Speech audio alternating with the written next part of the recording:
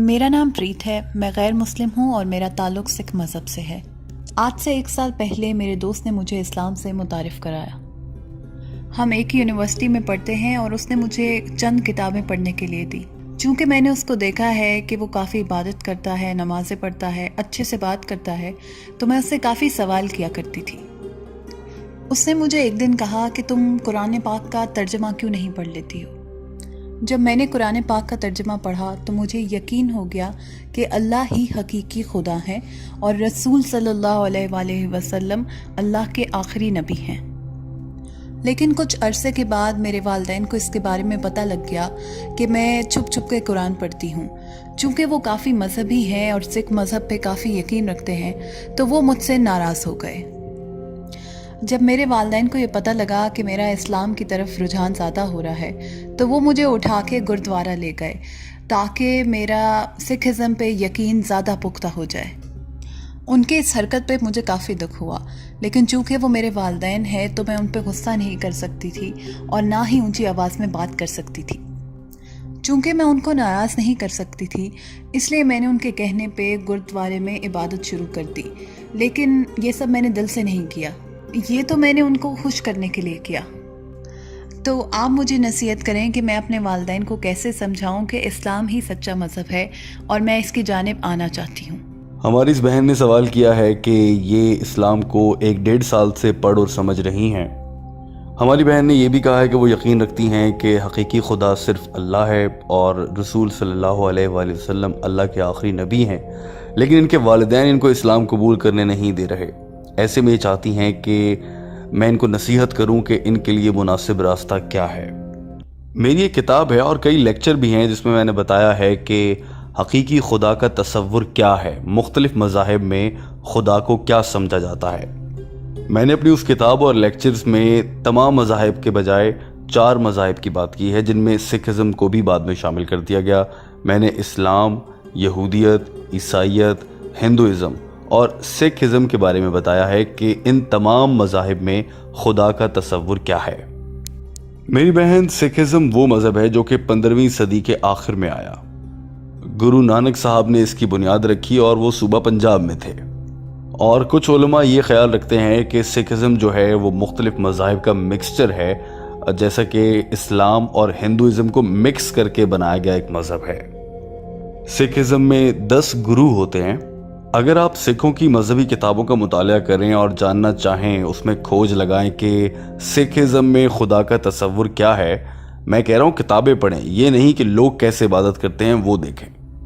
اگر آپ گرو گرنتھ کا پہلا چیپٹر پڑھیں، پہلے چیپٹر کا نام ادی گرنتھ ہے اور اس کا جو پہلا حصہ ہے اگر آپ وہ غور سے پڑھیں، یہاں پر خدا کے تصور کے بارے میں کہا گیا ہے کہ وہ سچا ہے، وہ سب سے زیادہ طاقتور ہے اور اس کی کوئی خواہشات بھی نہیں ہیں اور اس کے پاس ہر کام کرنے کی طاقت اور ہمت ہے اور اللہ یعنی خدا کے جیسا کوئی نہیں ہے۔ اب اگر آپ سکھ ازم کی کتاب سے ان آیات کا ترجمہ غور سے سمجھیں تو آپ کو احساس ہوگا کہ یہ تمام تر آیات کا ترجمہ اور مفہوم قرآن پاک کی سورہ اخلاص سے بالکل ملتا جلتا ہے۔ یعنی سکھ ازم میں جو خدا کا تصور ہے وہ بالکل ویسا ہی ہے جیسا کہ قرآن پاک میں اللہ تعالیٰ کا تصور ہے۔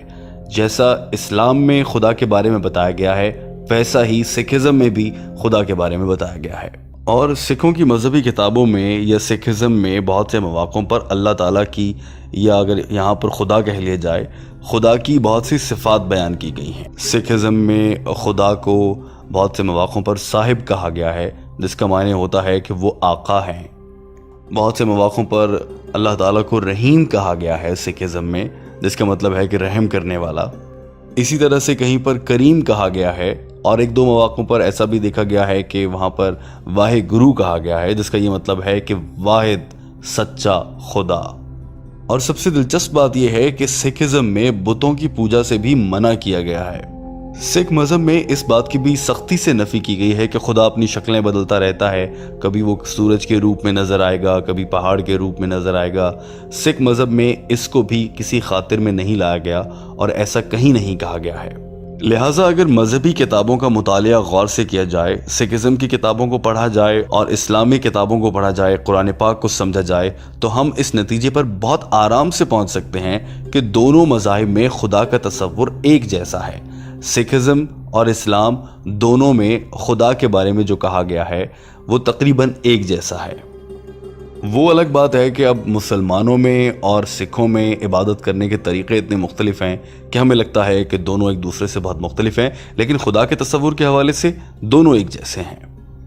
تو یہاں پر میں آپ کو یہ نصیحت کر سکتا ہوں کہ آپ قرآن پاک کا ترجمہ اپنے والدین کو پڑھائیں، اپنے والد صاحب کو، والدہ کو پڑھائیں، تاکہ وہ بھی وہ چیزیں سمجھ سکیں جو آپ سمجھ چکی ہیں۔ انہیں قرآن کا ترجمہ دیں، ان سے پوچھیں کہ ایسا اس میں کیا ہے قرآن پاک میں جو جس سے آپ اختلاف رکھتے ہیں یا جو ان کو سمجھ نہیں آتا۔ لیکن یہ سب کچھ کرتے ہوئے آپ کو بہت صبر سے کام لینا ہوگا، بلکہ ایسا کہنا چاہیے کہ آپ کو ایسے موقع پر ایک سچے ایمان رکھنے والے انسان کا کردار ادا کرنا ہوگا۔ لیکن یہاں پر میں آپ سے کچھ کہنا چاہتا ہوں کہ آپ نے کہا کہ آپ ایک خدا پر یقین رکھتی ہیں اور آپ یہ مانتی ہیں کہ اللہ تعالیٰ ہی حقیقی خدا ہیں، آپ نبی کریم صلی اللہ علیہ وآلہ وسلم کو بھی اللہ کا آخری نبی مانتی ہیں، تو یہاں پر میرا آپ سے سوال ہے کہ آپ نے اب تک اسلام قبول نہیں کیا ہے، ایسا کیوں؟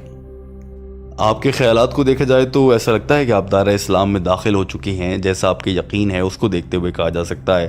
لیکن میں آپ سے جاننا چاہتا ہوں کہ آپ اسلام قبول کرنا چاہتی ہیں؟ جی ہاں، میں اسلام قبول کرنا چاہتی ہوں، لیکن یہاں پر میں آپ سے یہ جاننے آئی ہوں کہ اپنے والدین کو کیسے سمجھاؤں۔ میں اس پر یہی کہہ سکتا ہوں کہ آپ اپنے والدین کو میری DVDs دیں، قرآن پاک کا ترجمہ پڑھائیں۔ بہت سے لوگ آپ کو کہیں گے کہ آپ اسلام قبول کر رہی ہیں، آپ دہشت گرد بننے جا رہی ہیں، بہت سی غلط فہمی ہیں اسلام کے بارے میں۔ لیکن یہاں پر یہ جاننا بہت ضروری ہے کہ والدین کا احترام کرنا چاہیے۔ ماں کے قدموں تلے جنت ہوتی ہے۔ بھلے آپ کی ماں سکھ مذہب کو ماننے کی وجہ سے جنت میں نہ جا سکے، لیکن ان کے قدموں تلے جنت ہے، تو آپ ان سے بدتمیزی نہیں کریں گی۔ میں تمام نوجوانوں کو جو اسلام قبول کرتے ہیں انہیں سمجھاتا ہوں کہ آپ کو اسلام قبول کرنے کے بعد آپ کے رویے میں ایک تبدیلی آنی چاہیے۔ جو آپ پہلے تھے اب آپ ویسے نہیں ہونے چاہیے۔ آپ ایک بیٹی ہیں، آپ اپنے والدین کی اچھی بیٹی بنیں۔ اب جب آپ اسلام قبول کر لیتی ہیں، اگر آپ کر لیتی ہیں، تو اس کے بعد آپ پر فرض ہوگا کہ آپ زیادہ اچھی بیٹی بنیں، والدین کا زیادہ احترام کریں، تاکہ جب وہ آپ سے پوچھیں کہ آپ میں یہ تبدیلی کیسے آ گئی تو آپ بتا سکیں کہ میں نے اسلام قبول کیا ہے اور اسلام ہمیں یہ سکھاتا ہے۔ اس بات سے بھی یقیناً آپ کے والدین اسلام کی جانب آ جائیں گے۔ اور آپ کو چاہیے کہ آپ فرما بردار بیٹی بنیں، اپنے والدین کی کہی ہر بات مانیں، سوائے ان باتوں کے جو کہ قرآن پاک کی تعلیمات سے اور اسلام سے دور لے جانے والی ہوں۔ اس کے علاوہ ان کی سب باتیں مانیں، ان کا احترام کریں۔ لیکن بطور ایک بیٹی میں آپ کو یہ سمجھاؤں گا کہ آپ کبھی اپنے والدین کے ساتھ بدتمیزی سے بات نہ کریں، ان کو عزت دیں، احترام دیں۔ قرآن پاک میں کہا گیا ہے کہ اپنے والدین کو اف تک نہ کہو۔ تو میں آپ کو یہ سمجھانا چاہ رہا ہوں کہ اپنے والدین کے ساتھ آپ اپنے رویے کو بہت اچھا کر لیں، تو وہ ایک دن سوال کریں گے کہ آپ کا رویہ اتنا اچھا کیسے ہوگا، تو آپ انہیں کہہ سکتی ہیں کہ میں اسلام پر عمل کر رہی ہوں۔ شروع میں وہ سوچیں گے کہ آپ کسی غلط مذہب میں جا رہی ہیں، لیکن دھیرے دھیرے جب وہ سمجھ جائیں گے تو پھر ہو سکتا ہے کہ آپ اپنے والدین کو جنت میں لے جانے کا باعث بن جائیں۔ اور میں آپ کو یہاں پر یہ بھی کہنا چاہوں گا کہ میں نے ایک کتاب لکھی ہے جس میں نے بتایا ہے کہ اکثر غیر مسلم لوگ کیا سوال کرتے ہیں اور ان سوالوں کے جواب ہیں۔ وہ کتاب میں یہاں پر کسی سے درخواست کروں گا کہ کوئی والنٹیئر آپ کو دے دے، تاکہ وہ کتاب آپ اپنے والدین کو دیں، وہ اس کتاب کو پڑھیں اور سمجھیں۔